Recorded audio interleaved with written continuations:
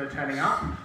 I appreciate it because, you know, if you get like 2 people show up, it's a little bit embarrassing. So thank you for taking time out of your busy schedule. I think I actually have, oh yes, I have a page which says thank you for coming, just to express my gratitude. So this is actually what we're supposed to be talking about today. I think in the WeChat post I said 10 mistakes, right? And then I thought of a few more, and so yeah, I added a few more. So this number is not very lucky, right? 14, but you have to forgive me. I couldn't think of any more to add. So yeah, basically tonight is a summary of what I taught last semester for the Chinese to English translation course.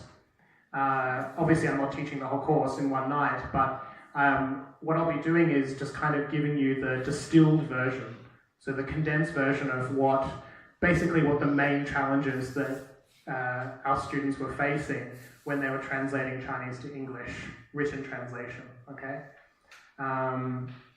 Now, when I was going through the assignments, and I remember I've got a few banzhang here who could probably remember very clearly the mountains of homework that I gave them, which, yeah, maybe it wasn't very fair, but I was very excited to have my first semester teaching at Beijing, and so I wanted to show you how much homework I give you.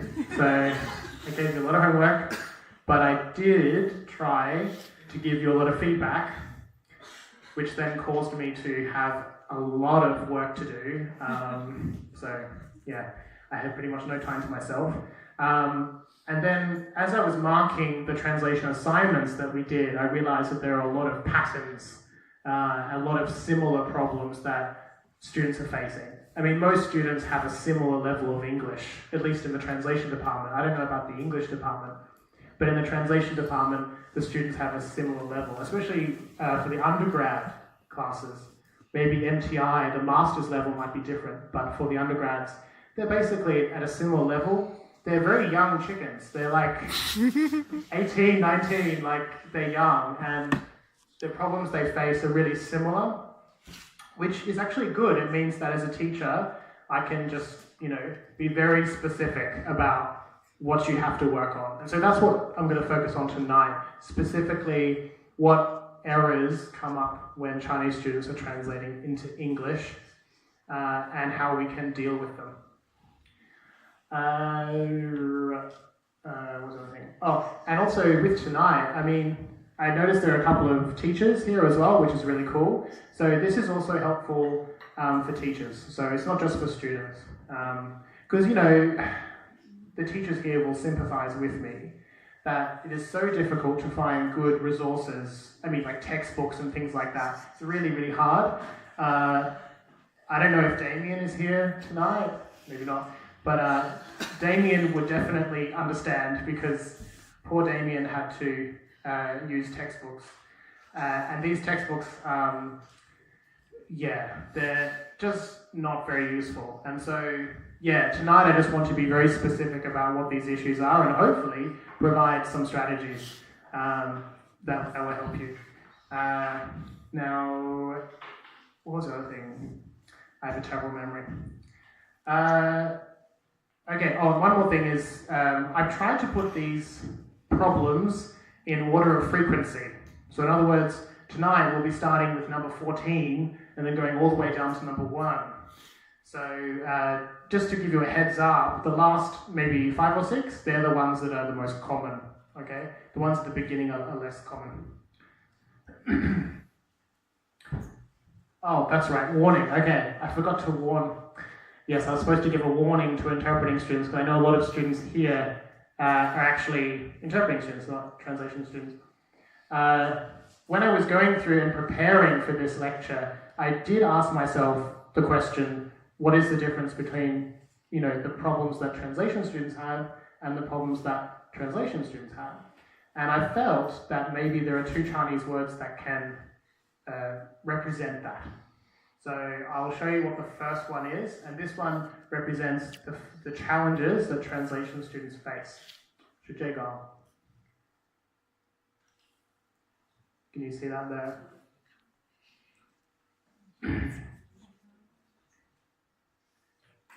Yeah. So the first thing I want to mention about this is the issue that translation students face is a lack of yanjin, which basically translates as rigor.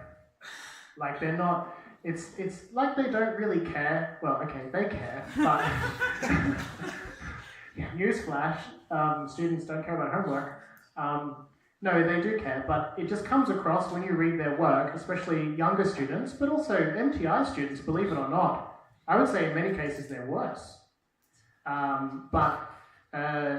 When you read their translations, it's in Chinese we say 拖泥带水, you know, it's kind of like all over the place. It's like a dog's breakfast, basically. And so I think the students here can remember in the first couple of weeks, when I marked your translations, it was basically a sea of red ink. There was, just, marks everywhere. And I can tell you that maybe half of the mistakes are completely preventable. They're not about your level of English, they're simply about your lack of understanding about certain things. And a lack of yanjin, a lack of being meticulous and paying attention to details. Now, as a translator myself, I can say that one of the most annoying things is that my work is permanent. That it's, well, maybe not published. I wish it were published, that'd be great. But when I deliver my translation, it's there in black and white, and any person can pick it up and criticize it, right? And I can't really change it. So, as a translator, that is the most annoying thing. And so what that means is that if you want to be responsible, you really have to make sure that every single thing is accounted for in your translation, whether it's about accuracy, whether it's about the grammar, or anything else. Also, what I found is that a lot of these mistakes, the Chinese students have zero awareness of. They simply have never even thought about some of these issues. So that is basically the biggest problem and the biggest difference between translation students and interpreting students have. Now, how do we compare that with interpreting problems? Tonight I'm not going to go into detail about interpreting, but I wanted to address it because it's an interesting comparison. So when I thought about interpreting students, I used a different word to describe the challenge that they face, which is this one.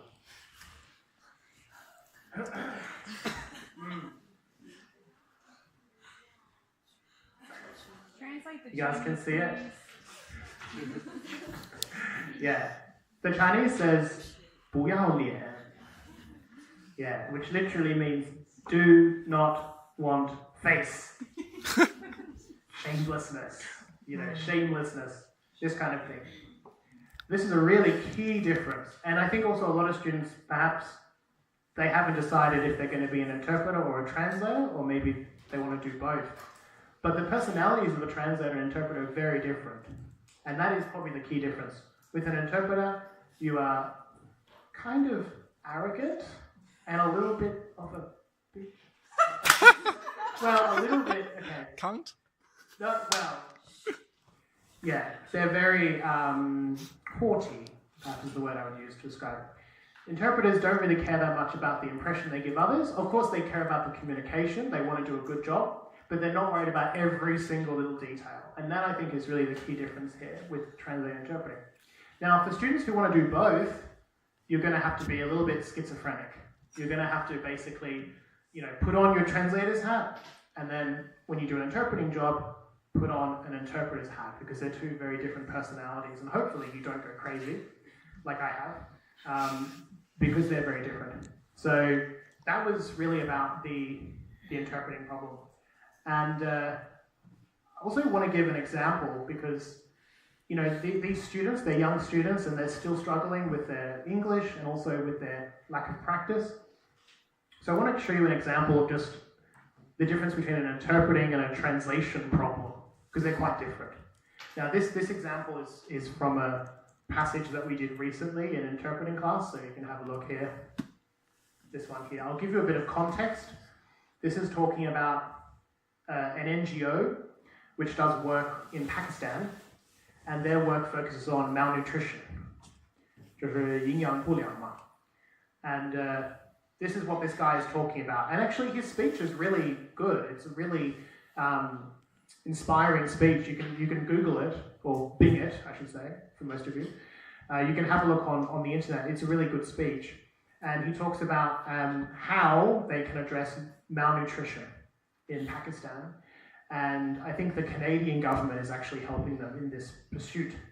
So what he says is, this is in the middle of the speech, he says, our focus is on girls and women because they face a particularly heavy burden of malnutrition and because they are powerful agents of change who lift up everyone around them. I want you to think about what he actually means, okay? I mean, if you're a native speaker of English, you hear this, right? You're probably not thinking too much. You're like, oh yeah, that sounds nice, yeah, good. But when you're an interpreter, you have to react. You have to react very quickly and basically take the message and then transfer into Chinese. You don't have the choice of just having an open mind. You have to decide, okay, this is the message, this is what you're trying to say.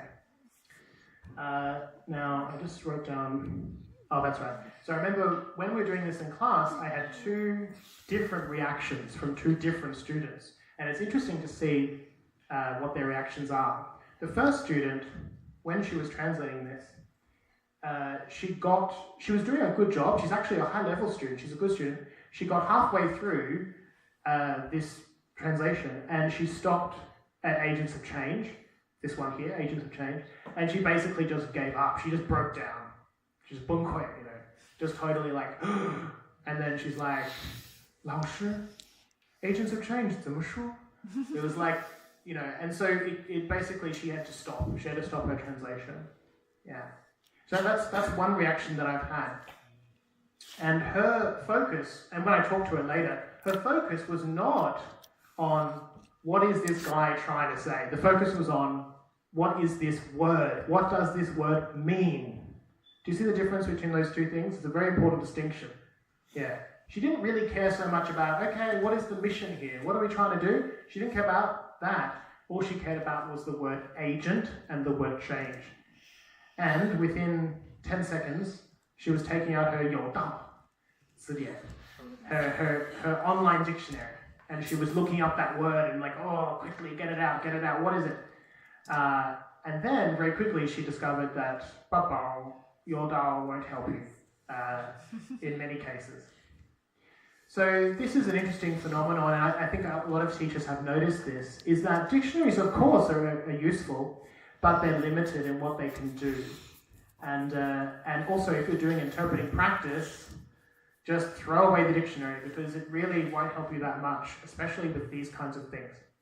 One more thing I'll mention is that when people use language, they don't use language in a robotic way, right?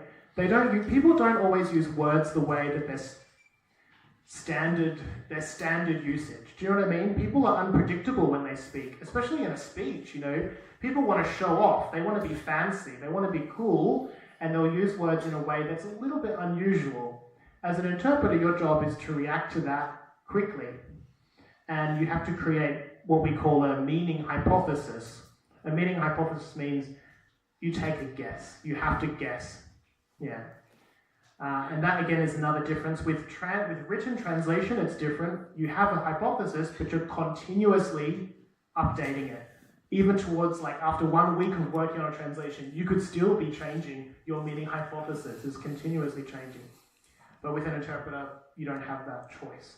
So that was the first reaction to that. The second one was a bit different. The second student, they're both really good students. The second student, she translated the whole thing. And she used a word, I think it was something like 社会力量 or something like that. You know, the usual 废话. It was good, actually. 很好听. And I thought she did a good job. But then when she got to the end, she was like, she cocked her head and she was like, 社会力量?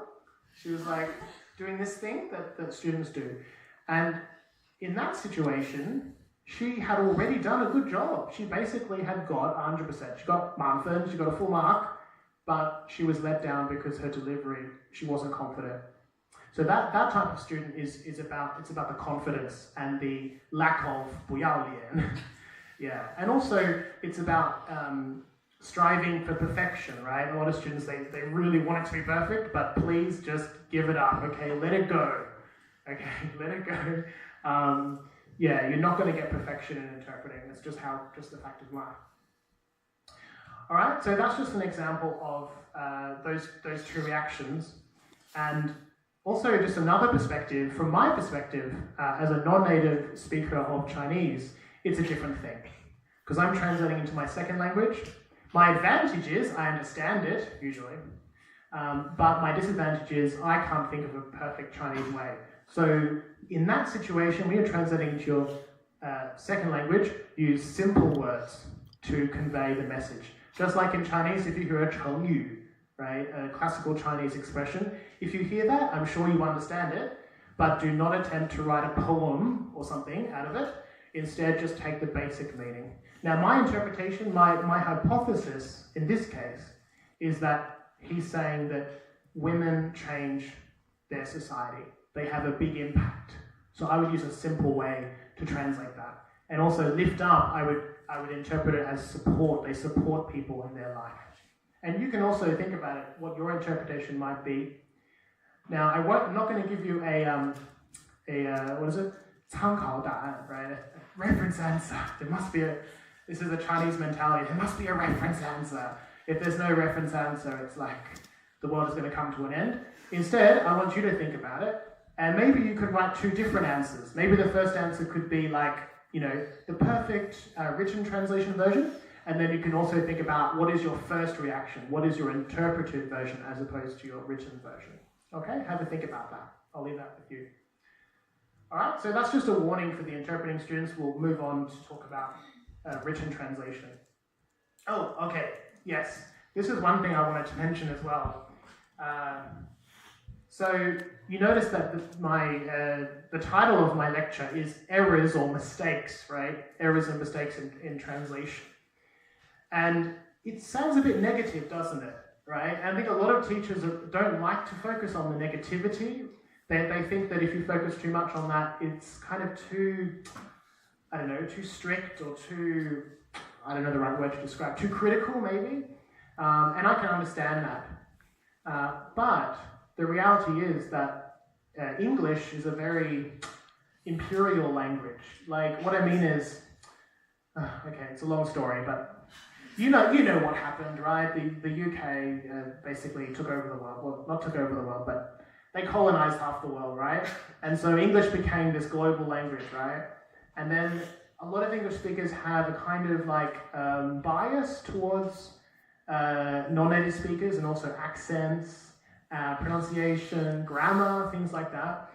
And so there is that kind of unconscious bias that you have to address. Now, if you're a translator or interpreter, language is your bread and butter, right? It's what you live off.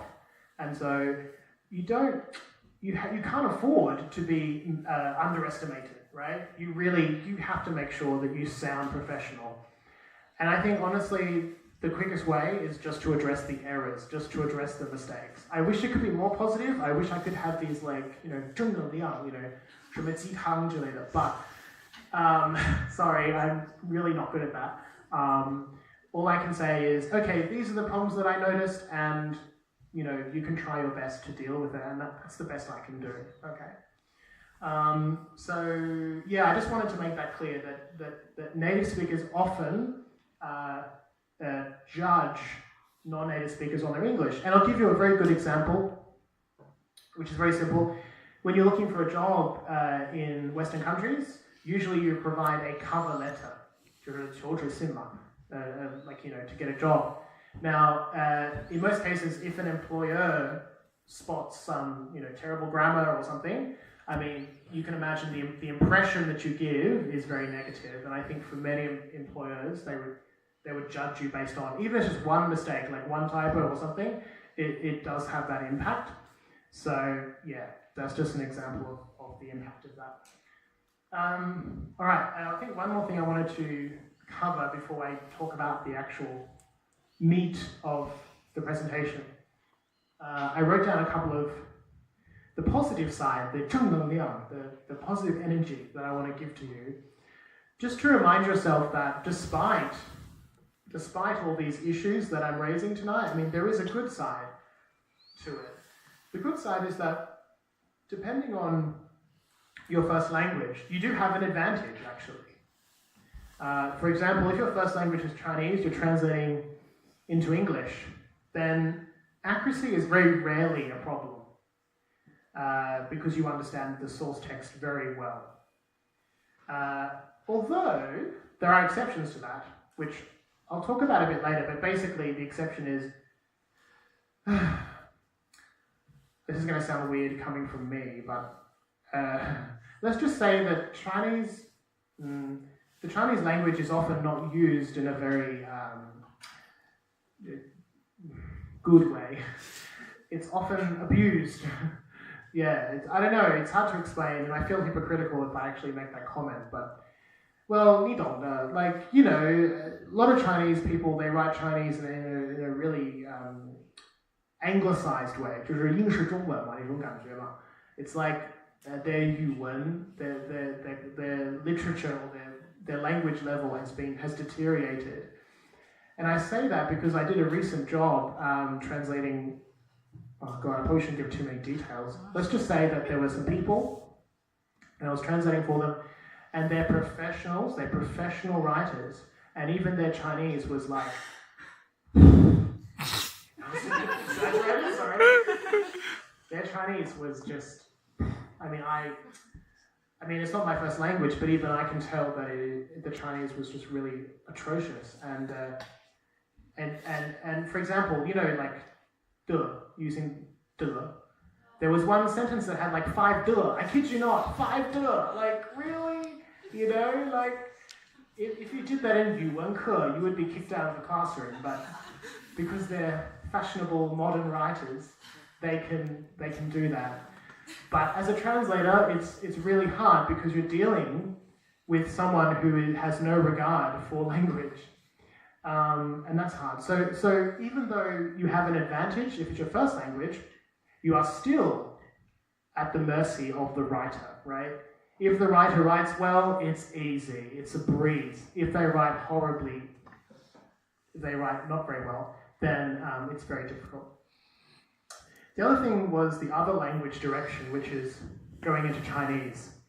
And this one, again, is the fluency. So if it's your first language, you are going to be a bit more fluent, usually. Although you may find that your first language is slipping, which I'm the same. My English is just, don't go there. It's, I have farewelled my English, it is gone. And I think that's normal because if anyone here, like if you've got a very high level of a second language, actually what I just said is not idiomatic. You'll have to correct me later. It changes the waves in your brain, and so yeah, it affects your first language as well as your second, unfortunately. And especially Chinese and English are so different, so it makes it even harder, unfortunately. But yeah, generally speaking, you will have an advantage going into your first language. Hooray! So it's not all doom and gloom. All right, so that's just a couple of happy things to discuss. Let's have a look at the miserable things, which are the common errors that Chinese students are facing in Chinese-English translation. Okay, we'll start with the first one, which is an interesting one that perhaps you've never thought about.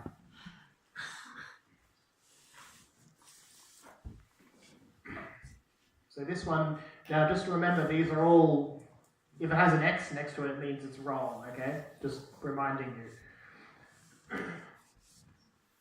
So this is something, I think to a native speaker of English is quite obvious, right? But to a non-native speaker, especially a Chinese person, maybe you've never thought about it. So the funny thing is with Chinese is, I think, relatively gender neutral, relatively, right? A lot of words are just 什么什么人, 对吧? You don't usually have a gender, but in English, nowadays, because of what we call political correctness, 就是政治正确嘛, we really, it's very old-fashioned to use words that are specific to a gender. So, for example, 商人, businessman, like you wouldn't say businessman unless we know for sure you've checked they're men. Okay, in that case you can use businessman. But if you haven't checked, then you should say business people instead. And same with any other occupation. You know, like policemen, for example, you would say police officers, things like that. I know to a native speaker it's very simple, but I can tell you, many Chinese students, they just randomly translate. They don't think about it, but it really stands out to native speakers. Yeah, it really does. The second one is actually related to using the word one, 就是自己嘛, one, yeah. That one again, there's no gender for one. So you just say, one must recognize one's mistakes, 对吧? Then one can correct them. Okay, that sounds really awkward, but yeah. Or, you know, the strategy to prevent this problem is you just use plural, right? 用复数嘛, because in English, plural is not gender specific. I know English is a stupid language. I have no idea why we have gender specific for 他, but not for 他们. I have no idea. But anyway, so you can try using plural forms, will help you a lot to prevent the gender problem. The second one is related to age. I love Chinese because they don't have any taboo when it comes to age. You know, they basically, if you're 老人, you're 老人, that's it. They don't beat around the bush. With English, I mean, we basically never say old people anymore, unless you're like trying to like insult someone, you know, like, oh, you old people, you know, you can say that. But yeah, like, so we would be more polite and we would say like senior citizens or the elderly or something. Yeah, it's that neutral language. I'm not saying that it's a good thing or a bad thing. It is simply a norm. 它是一种规范嘛. It's a norm in the language, and as a translator, you should be careful about it. The third one is about race. So this is related to taboo. Taboo 就是禁忌嘛. Taboo 就是敏感话题嘛. So taboo is interesting. In English, well, I'm not sure about Chinese, but in English there are many taboos.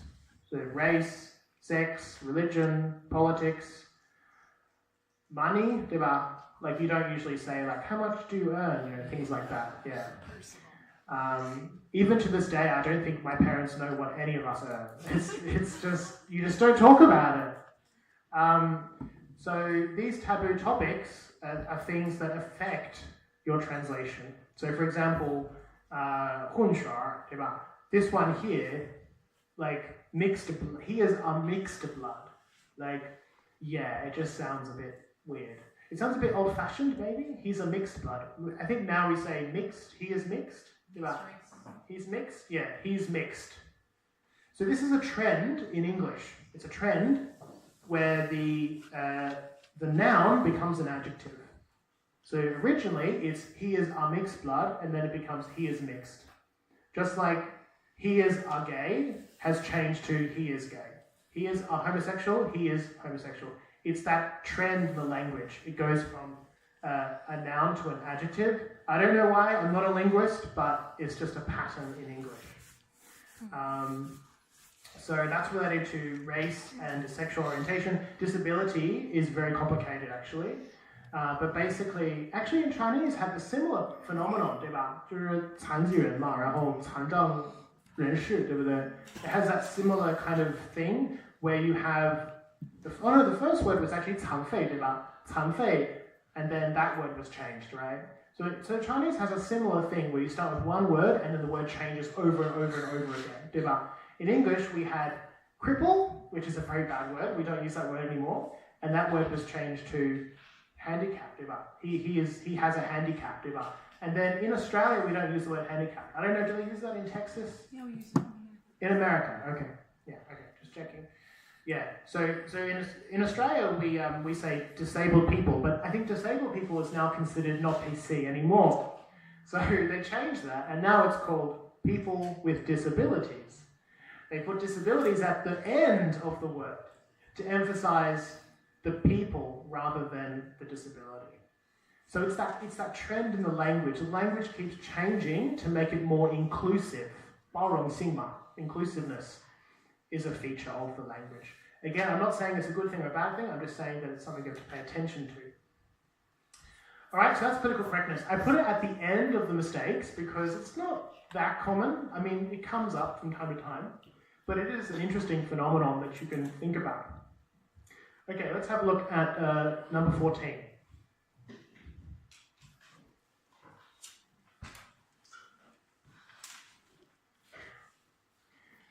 Yeah, so this one is relating to variety of English. So, like in Chinese we say 方言 to refer to different varieties, but I mean basically you're talking about 就是英式英文嘛，然后美式英文，然后什么澳式英文 and etc. There are many different Englishes. Yes, English is cannibal, believe it or not. Yeah. So this is a phenomenon that does cause a problem for many students actually, and it's reflected in their speaking, right? You ask a group of Chinese students, are you learning British or American? You know, put up your hand if you're learning British. No one puts up their hand. Put your hand if you're American. No one puts up their hand. They just give up. So, choose one. God damn it. Yeah, Chinese students are forever in confusion about which variety they're learning. I talked about this in a previous lecture. It's like as if you mixed Beijing style and Taiwan style Mandarin into one weird little thing. It's basically the same thing. It's really awkward. So you have to choose as soon as possible. Make a decision. You have to know both. You have to understand both. But you should only use one, unless you want to show off. I'm trying to learn American English, but You're getting there. I'm getting there. It's awful. Shut up. Your language is just... Stop it, you Aussie. Yeah, when I try to speak American English, the muscles in my mouth, it's like, I just never used them before, ever. It's a very weird feeling. Alright, so you have to pay attention to some differences, so you can have a look at some examples. There are many examples, that's just a small selection. The first one, downtown, is American, so we don't say that in Australia, we say city. City here means 市区啊，不是城市，是市区的意思，市中心。哦，还有那个 CBD 对吧 ？CBD, Central Business District. I don't know, do you say that in America? What? CBD? Never heard of it. I've been teaching Amanda one word a day for quite a while now. It's quite interesting. Where's my cookie? So yeah, we don't say downtown. Cell phone, we don't say that. We say mobile. Do you say phone. mobile or mobile in the UK? Mobile. Okay. So mobile Say is the mobile. American. Mobile. Yeah, Americans say mobile. We're gonna We fight. say yeah. So we say mobile phone. Sidewalk is American. Pavement is British. In Australia, we don't say that. What do you say in Australia? We say footpath. Footpath. We have to be different somehow. You should add a separate Australia column. I should add a separate Australian column. But I thought I shouldn't teach you my tuao. I'm embarrassed. I don't want to teach you my terrible fangyan. Yeah, so we say footpath. Gasoline is American. Petrol We is... say gas for sure. Oh, you say gas? Okay. Yeah, it's not gas. I'm sorry. No, it's not. Well, we say gas station. Gas station. Or we say servo. What? Service station. Sorry. 什么？你说什么？ I give up. Yeah, petrol. Yeah, petrol is the British, I guess. Yeah, in Australia we say petrol. Candy is really American. If you say that in Australia, they're like, who is this person? Get them away from me. We say lollies. We say lollipop. Yeah, not lollipop. No, sorry, lollies. Yeah. Sweets is also okay, but also sweets can mean dessert. 也是甜品的意思. But that's a bit old-fashioned, I guess. In Australia, it's old-fashioned. I don't know about the UK. Like my grandpa would say sweets to mean dessert. It's complicated. College, we never say that. Oh no, sorry, we don't say it when you're talking about 大学. Yeah. In Australia, college refers to senior high school. It can also refer to a technical college, 就技校嘛，也是 college. College also means dormitory in Australia. Again, don't ask me why. College has 1,000 meanings. It also memeans institute, 对吧？学院的意思. It's very complicated. 所以这个你可以查一下，可以回去查一下。In Australia, we say uni. Uni, do you say that? No? Uni? Oh, you do say that in the UK? Yeah. Okay, yeah. We say uni, and it means university. We never say freshman, that is really American. Or we say fish. Fish? Yeah, if you're a freshman, you're a fish. You're a fish? Yeah. Really? Because you're new. Fresh fish. That's freshman fish. Okay, well we don't say that. We say first year uni. Yeah, first year uni, second year uni, third year uni, fourth year uni. It's very unimaginative, but that's what we say. For 大一、大二, etc., etc. And then 研一是 first year postgraduate. 这个也是一个区别嘛，就是 graduate, 对吧？研究生 graduate, and then postgraduate is the British word.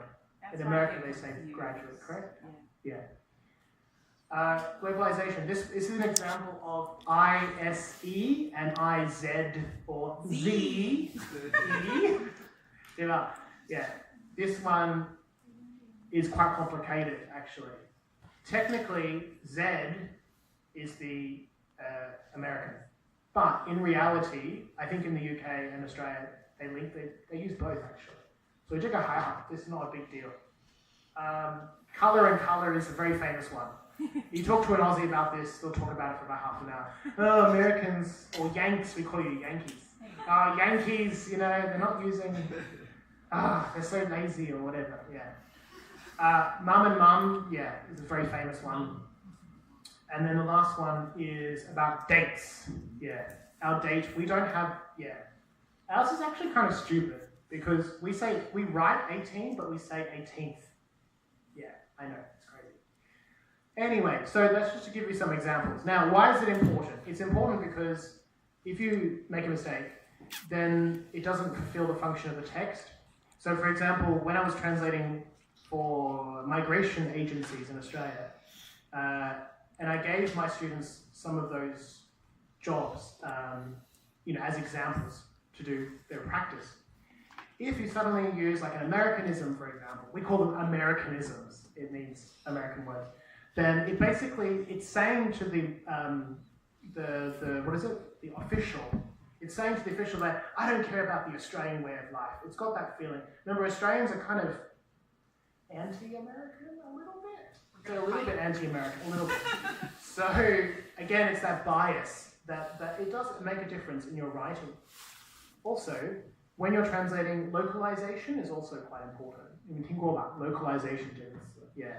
So localization means that this happens with every company in the world. When they release a product, they have a different translation and a different language use for different regions.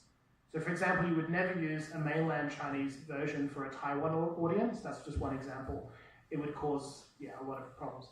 So it happens all the time with translating. And so these things you have to pay attention to. All right? Okay, so that's about variety of English. Let's have a look at the next one.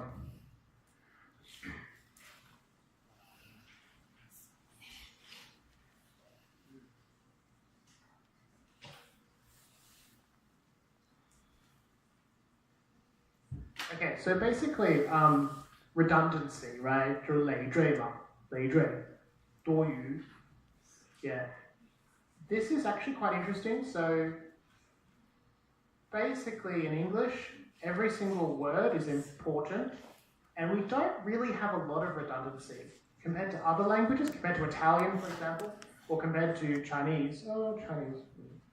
It's complicated. But generally speaking, we don't like redundant stuff. And especially nowadays, with the modern world, we don't like to add a lot of extra frilly little things. It just looks awkward. So in English, every single word has to have a function. If there is no function for a word, it should be taken out. So she stared at my face. She stared at my face. She stared at me. I mean, is it important that you tell me that she's staring at the face? I mean, she's staring at my leg. She's staring at my foot. I suppose. Okay. I concede. Staring at my face, maybe it's okay. Alright. But generally speaking, you would just say, she's staring at me, right? I mean, generally speaking. Yeah. She used her finger. She used it to point at me, you know? 用手嘛, right? It's a Chinese expression. 用手指着我. Yeah, this one here, again, obviously, you're using a finger. Like, what else would you use to point at someone? Use a stick? I suppose it's possible, but from an English perspective, it's a bit weird. We connect with each other by texting messages, as opposed to images? Oh yeah, again, it is possible, but generally, texting is just texting, right? You just say texting. I went with him together to the shops. This is very common English. I went with him to the shops. 就可以了. Yeah. 因为 together 跟 with 是一个意思. It's implied that it is it's together. Environmental pollution. Oh, I hate this one. Yeah, you don't say environmental pollution. You just say pollution. Yeah. There's no other form of pollution apart from 精神污染, 对吧? Psychic. Oh no, not psychic. What is it? Spiritual pollution. Yeah, we don't really say that, so just forget it, okay? Forget it. Does he drink alcohol? Again, that's not incorrect actually, but generally speaking, you would just say, does he drink? In most cases, it's implied that drink means alcohol in English. Her stomach is very hungry, as opposed to her head is hungry, her toes are hungry.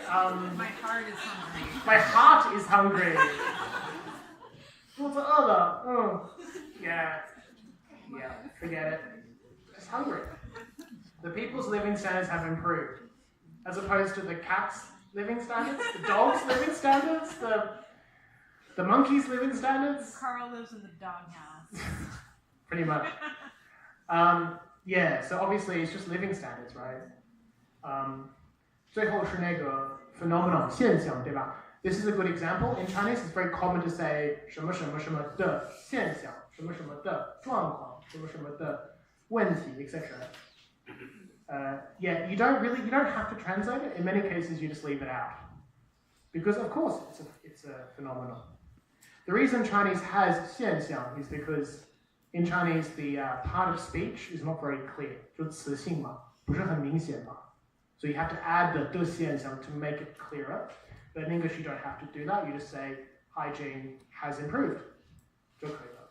Yeah. Situation 也可以咯. So there are many other examples, but just some examples of redundancy. And also I think in modern society, again, we care a lot about being concise. And there's a famous style guide. What's it called, Edward? What's that style guide? The most famous style guide ever, which I always forget the name. But Fact and fashion? no, it was like Stunk. It's a terrible name that I can never remember. Sink Stunk or something. Anyway, you look on Amazon. It's the most famous one. And basically, he was an American man, and he had a huge impact on English. And so basically, not just because of him, but one of the reasons why we care so much about concision in writing is because we believe that every word must have a function. Okay, anyway, I digress. We'll move on to the next one now, shall we?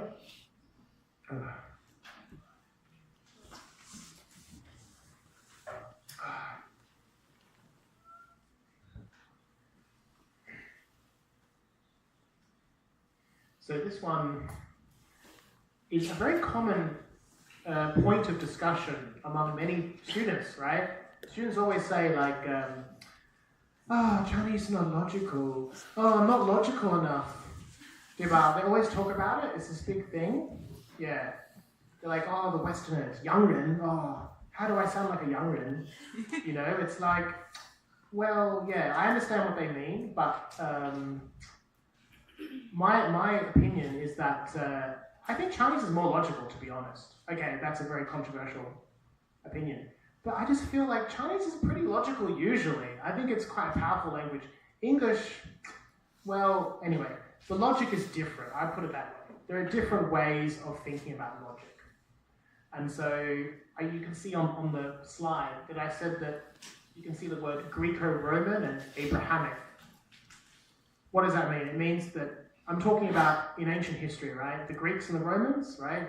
They basically invented this whole concept of logic and also philosophy. That had a huge impact on the Western way of thinking. And then, of course, Abrahamic, referring to Christianity, Islam, and Judaism, those three languages, had also a massive impact as well. So it's because of that heritage that we have a certain way of thinking that is different to Chinese people. Their thinking tends to be based on Confucianism and all the other isms before the Qin dynasty, as you know. So they're different. This is a very complicated topic. I'm not going to go into too much depth, but I've given you some very simple examples. The first one comes up a lot. So what happens in Chinese, Chinese is very flexible. Chinese is very open-minded, very like,顺其自然嘛, just take it easy, just go with the flow, Chinese people don't care too much very strictly about logic. So they say things like, countries are learning Chinese. They say